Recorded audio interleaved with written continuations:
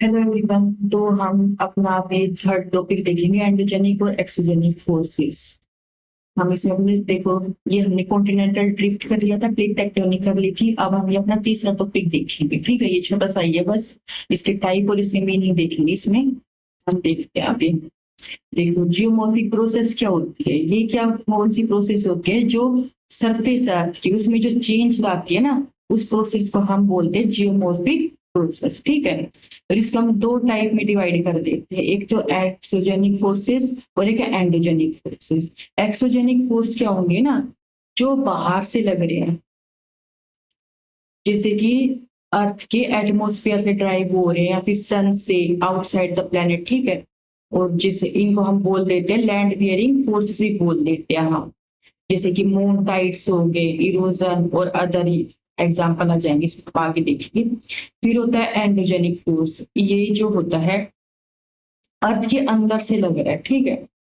और इसको हम दो पार्ट में डिवाइड कर देते हैं, एक तो जो जल्दी लग रहा है, फटाफट हमें देखने को मिल जाता है, और एक होता है स्लो, ठीक है। इसको भी हम आगे डिटेल में देख लेंगे, जैसे कि इसमें हमारे माउंटेन्स और जी अर्थक्वेक वगैरह होते हैं ना, वो इस टाइप में आते हैं, ठीक। आगे हम देखते हैं अब डिटेल में। अब इन दोनों में यहाँ पे देखो डिफरेंस दे रखा है, इस साइड वाले में जो है एंडोजेनिक का है और इस साइड वाले में एक्सोजेनिक का। तो एंडोजेनिक क्या होता है, ये इंटरनल फोर्स बोलेंगे इनको, ठीक है। एक्सोजेनिक को ये सरफेस पे होते हैं, ये क्या होते हैं, रिलीफ फीचर को प्रोड्यूस करते हैं, इसलिए इनको हम कंस्ट्रक्टिव फोर्स बोलते हैं, जैसे कि माउंटेन बिल्डिंग वगैरह हो गया। एक्सोजेनिक क्या है, ये डिस्ट्रॉय करते हैं, जैसे कि पानी हवा वगैरह काट काट के पहाड़ को, इसने जो पहाड़ बनाए थे उसको ये काट दे रहा है, ठीक है। तो इसको क्या बोलते हैं, डिस्ट्रक्टिव फोर्स बोलते हैं, ठीक है। एंडोजेनिक ये क्या होते हैं, ये आ जाएगा, ये movement of the lithosphere plate की वजह से होते हैं, ठीक है। जैसे हमारी प्लेट मूवमेंट कर रही है ना, उसकी वजह से पहाड़, ये वोल्केनोज अर्थक्वेक वगैरह हो रही है, ठीक। और इनकी जो फोर्स, इन्हें कहाँ से ताकत मिल रही है, जो कन्वेंशन करंट चल रही है हमारी मेंटल में, नीचे जो अर्थ की लेयर है उसमें से, ठीक है। और इसको कहाँ से ज्यादातर एनर्जी मिलेगी, एटमोस्फेयर से, जैसे कि मेन तो सन से एनर्जी मिलेगी और बारिश वगैरह से भी कटाव होता है, ठीक है। फिर एंडोजेनिक में क्या होता है, ये ज्यादा हार्म पहुंचाता है, जैसे वोल्केनो अर्थक्वेक भी है, क्या हो जाएगा, इनसे हमें नुकसान पहुंचता है, ठीक है। जैसे कि वोल्केनो भी दे रखा है। और ये जो है एक्सोजेनिक, इनसे इतना हमें नुकसान नहीं पहुंचता, जैसे धीरे धीरे पहाड़ों को हवा काट रही है, हमें उनसे इतना नुकसान नहीं हो रहा, पानी काट रहा है पहाड़ों को, हमें उनसे इतना नुकसान नहीं हो रहा। देखो, विंड, रिवर्स, ग्लेशियर्स, ठीक है, ये उसी टाइप में आ जाए। हम आगे देख लेते हैं।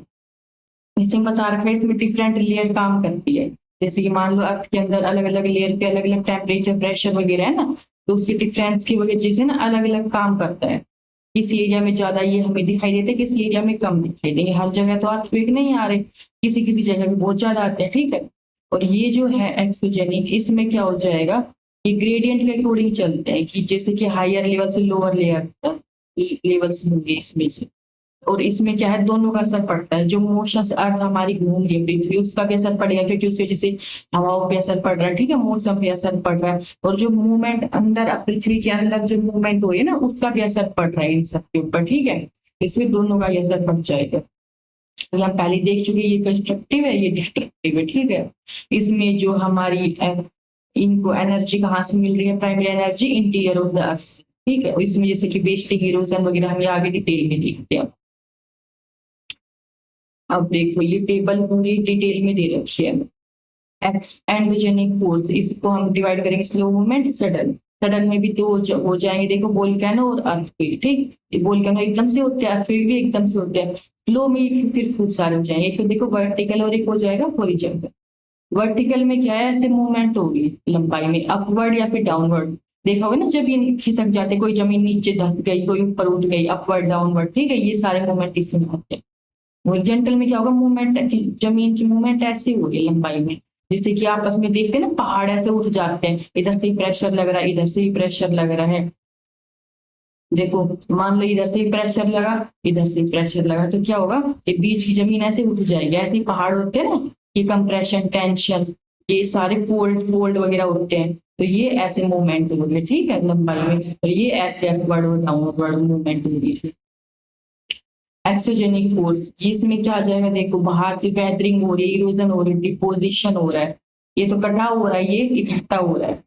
तो इसमें भी हम अलग आगे डिटेलें पढ़ेंगे, इसमें हो जाएगा weathering, physical, chemical, biological, physical में तो बेसिक टूट फूट हो रही है, केमिकल में कोई केमिकल रिएक्शन हो रही है, ठीक है, जैसे कि कहीं भी ज्यादा टेम्परेचर है तो उसकी वजह से केमिकल रिएक्शन। बायोलॉजिकल में जैसे कि हमारे मिट्टी में छोटे मोटे जानवर कीड़े मकोड़े होते हैं ना, या फिर पेड़ वगैरह, उनकी वजह से जो चेंज हो जाते हैं वो। इरोजन में जो रनिंग वाटर काटेगा, ग्राउंड वाटर काटेगा, जो है ग्लेशियर्स, वेव, विंड से सब काटते हैं, फिर ये जहां से काट रहे कहीं और ले जाके इकट्ठा करते हैं। तो ये सारी चीजें यहाँ पे भी है, यहाँ पे भी है, बस यहाँ से काट रही है और यहाँ पे इकट्ठा, ठीक है। अब हम आगे देखते हैं टाइप्स ऑफ एंडोजेनिक फोर्सेस, थोड़ी डिटेल में आ जाते हैं। अब हम देखो, पहला तो आ जाएगा स्लो मूवमेंट, इसको हम डायस्ट्रोफिक फोर्सेस भी कह देते हैं, ठीक, जो धीरे धीरे चेंज हो रहा है। और जो अर्थ क्रस्ट जो है प्रोड्यूस कर रही है फोर्स, उसको हम क्या कह देते हैं, कैटास्ट्रोफिक फोर्स कह देते हैं। और डिजास्टर क्या होता है, refer to any process that alerts, raise और construct a piece of earth crust, ठीक है, जो किसी भी चीज इसमें चेंज ला रही है ना और हमें उससे नुकसान हो जा रहा है। ऑर्गेनिक फोर्सेस, यहाँ पे क्या हो जाएगा, इसको हम क्या कह देते हैं, ऑर्गेनिक और माउंटेन बिल्ड फॉर्मिंग प्रोसेस जो होती है ना, वो इसमें आ जाती है। जैसे कि हिमालय का हमारा फॉर्मेशन हो रहा है, इधर से प्लेट खिसक रही है, इधर से प्लेट खिसक रही है, ठीक, वो प्रोसेस आ जाएगी। इसमें टेंशन और कंप्रेशन लगती है, जो हमने पहले देखी थी, इधर टेंशन लगेगी दोनों जगह से, तो बीच में से उठ जाती है जगह, ठीक। एपिटोजेनिक ये प्रोसेस अब आ जाते हैं, those that create continent, जिनकी वजह से कॉन्टिनेंट्स क्रिएट हो रहे हैं ना, वो प्रोसेस इसमें आ जाते हैं। Because they move along the radius of the earth, क्योंकि रेडियस के अलोंग में मूव करती है, ठीक है, मान लो ये रेडियस है तो ये इसके अलोंग में मूव करेगी, मूवमेंट, इसीलिए हम इसको रेडियल मूवमेंट भी कहते हैं। रेडियस से आर, और ये रेडियल आर है ना, ये ऐसे याद रख सकते हैं। और इसको भी हम डिवाइड कर देते हैं अपवर्ड और डाउनवर्ड, जो हमने पहले देखा था, अपवर्ड मूवमेंट हो रही है, ऊपर उठाव हो रहा है, नीचे दबाव दिशाव हो रहा है जमीन का, ठीक। एग्जाम्पल को यहाँ पे दे रखा है, अपलिफ्ट हो जाती है कोई जगह, जैसे हमने देखे ना कहीं समुद्री जगह पे कोई जगह ऊंची हो जाती है, पानी का लेवल कम हो जाता है कहीं ज्यादा, बीच में कि पहले तो यहाँ पानी कम था, अब ज्यादा हो गया, फिर पहले ज्यादा था, अब कम हो गया, टेरेस, ये कट, ये सारी सारी चीजें आ जाएगी यहाँ पे, आराम से हम देख सकते हैं समुद्र किनारे, ठीक है। फिर हम देखते हैं सडन मूवमेंट, ये लिथोस्फेरिक प्लेट के बॉर्डर्स पे होती है, जैसे दो प्लेट्स है ना, उनके बॉर्डर पे या तो टकरा रही है प्लेट से, दूर जा रही है, ठीक है, वहां पे। और इनके पीछे क्या है, मेंटल जो मैग्मा है नीचे, वो पुश कर रहा है, नीचे से जोर लगा रहा है, इसलिए वजह से वो मूवमेंट कर रही है, तो पास आ रही है, दूर जा रही है, ठीक है। और ये एरिया को बहुत जल्दी फटाक से चेंज कर देती है, मान लो किसी जगह पे अर्थक्वेक आया, वो तो पूरी चेंज ही हो गई, उसकी मॉडिफाई हो गया वो पूरा एरिया, वोल्केनो आ गया तो पूरी शेप ही चेंज हो गई, बहुत देर दूर तक यार कैसे कोन वगैरह बन जाएगा, ठीक। तो हम आगे चलते हैं। अब आ जाते हैं हम टाइप्स ऑफ एक्सोजेनिक फोर्सेस, इसमें देखो वेदरिंग आ जाएगा, ये क्या होती है, it can happen physically by the rocks breaking down, जो रॉक्स टूट फूट रही है ना, उसको हम बोलते हैं।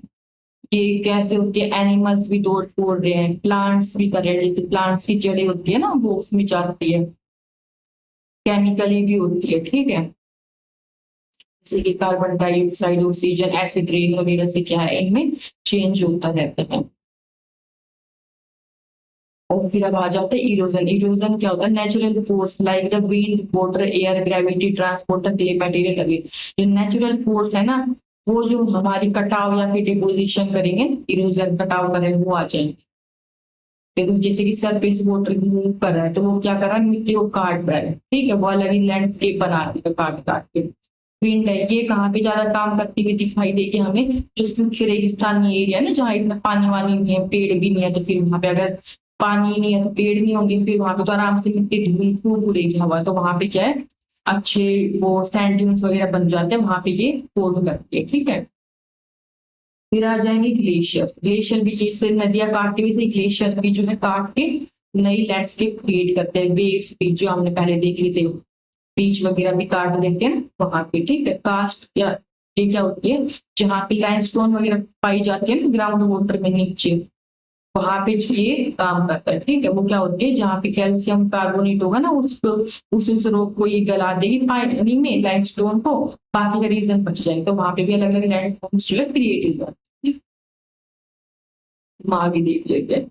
मास मूवमेंट क्या होती है, जो देखो वर्क क्या करती है, ये फ्लो, स्लाइड और fall as a result of gradual और रैपिड मास मोशन की वजह से जो भी चेंज हो रहा है ना, कुछ भी, जैसे ऊपर से नीचे मास। मास क्या होता है, कोई भी देखो कोई भी पहाड़ी वजन है, मूवमेंट वो नीचे बह के आ रहा है, पत्थर हो गए बड़े बड़े, और या फिर उसको हम डिवाइड कर देते हैं आगे फर्दर, तो फिर मिट्टी बह के आ रही है, कीचड़ बह के आ रही है, ठीक है, उसको हम बोले। और इसको हम कभी कभी क्या देते हैं, refer to as a slope movement और मास वेस्टिंग, ठीक है, स्लोप की मूवमेंट हो रही है, ये कोई एक पहाड़ की स्लोप थी, इसकी यहाँ पे ऐसे नीचे मूवमेंट होती है, ठीक है। और इसमें क्या है, ग्रेविटेशनल अट्रैक्शन जो होती है ना वो होती है, इसके रिजल्ट में गैदरिंग, जैसे ग्रेविटी की वजह से ये नीचे बह के आ रहे धीरे धीरे, वो मूवमेंट जो हमने पहले करे थे एंडोजेनिक, उन्होंने तो इसको पहाड़ को ऊपर उठा दिया, लेकिन अब जो है ये ग्रेविटी की वजह से धीरे धीरे फिसल फिसल के टूटे हुए पत्थर या फिर पानी में मिलकर मिट्टी नीचे बह के आ रही है, ठीक। मास मूवमेंट को जो है रिक्वायर नहीं है वेदरिंग की, लेकिन ये हाँ हेल्प जरूर करती है, ये नहीं कि अगर वहां पे वेदरिंग होगी तो वही होगी, लेकिन हाँ वो हेल्प करेगी, ठीक है। मान लो एक तो बड़ा पत्थर बह के आता, टाइम लगता, या फिर वेदरिंग ने उस बड़े पत्थर के छोटे छोटे टुकड़े कर दिए तो आराम से नीचे आ जाएगा लुढ़क के, तो वो हेल्प करता है। ये प्योरली ड्राइवन होता है by gravity, unaffected bye geometric forces like wave, currents, glacier, water, इनसे इसका कोई फर्क इतना नहीं पड़ता है। और ये किसके पोज करता है, ओनली स्टीप स्लोप पे, जितनी जैसे मान लो एक तो ऐसे पहाड़ है, ठीक है, इस पे से धीरे धीरे आएंगी लुढ़क के, एक एकदम ऐसे खड़ा पहाड़, एकदम ऐसे खड़ा पहाड़ है तो उस पे से ज्यादा लुढ़क के आएंगे, ठीक है। तो लोग के भी फ्लड्स, यानी कि कहीं पे अगर फ्लड्स आ रही है, मान लो बाढ़ आ रही है, तो वो बाढ़ अपने साथ ज्यादा बहा के ले जाएंगी पत्थर मिट्टी को, ठीक है। तो जिसकी अर्थक्वेक आ गया वो तो एकदम से ही बहा देगा, ये सारी चीजें क्या होती है। और एलिमिनेशन ऑफ वेजिटेशन, मान लो अगर पेड़ वगैरह काट दिए तब उसने जड़ ने नहीं पकड़ रखा तो भी वहां पे ज्यादा बहाव, ठीक है। अब हम एक दोनों मूवमेंट देख लेते हैं, देखो एंडोजेनिक फोर्स और एक्सोजेनिक यहाँ पे दे रखते हैं, एक दोनों में कॉमन क्या है कि दोनों ही अर्थ की जियोग्राफी को जो है चेंज कर रहे हैं, कोई उठा के कोई काट के कुछ ना कुछ करके चेंज करते हैं, बस दोनों के दोनों। एंडोजेनिक में क्या आ जाएगा, देखो ये अर्थ के इस साइड है, इसे वोल्केनो अर्थक्वेक आ जाएंगे, एनर्जी हमें यहाँ कहाँ से मिल रही है, अर्थ के अंदर से, हमारी पूरी समरी टाइप रिविजन हो गई इस डायग्राम से। इसमें हमें कहाँ से देखो एनर्जी मिल रही है, सन से मिल रही है, ठीक है। और तो ये जो है सोइल इरोजन वगैरह देखो यहाँ पे आ गया, वेदरिंग हो रही है, एक्सोजेनिक फोर्स, और ये हमें जो है हम देख सकते हैं, ये एक मेन पॉइंट है। देखो जैसे कि कहीं पे पहाड़ है जो और पत्थरों को बहा के लेके जा रहे हैं, वो हम देख सकते हैं, लेकिन जो पहाड़ बन रहे हैं वो हम देख नहीं सकते कि कल सुबह उठेंगे कि हमें पहाड़ यहाँ पे बना हुआ दिख गया, तो ये हम देख नहीं सकते, ठीक है। ये हम देख सकते हैं कि हाँ पहाड़ कट गया, भाई बाढ़ आई थी, पहले कल ये पत्थर देखो बहा के हमारे घर के सामने आ गए, थोड़ा सा हम देख रहे थे, थोड़ा इतना नहीं ज्यादा, पर हाँ थोड़ा बहुत हम अंतर महसूस कर सकते हैं, ठीक है। तो बस अब हम अपना कल नेक्स्ट टॉपिक देखेंगे। थैंक यू, और इसके नोट्स हमारे टेलीग्राम पे मिल जाएंगे, आप वहां से जाके देख सकते हैं, और कोई आप फीडबैक देना चाहते हैं तब हम बता सकते हैं।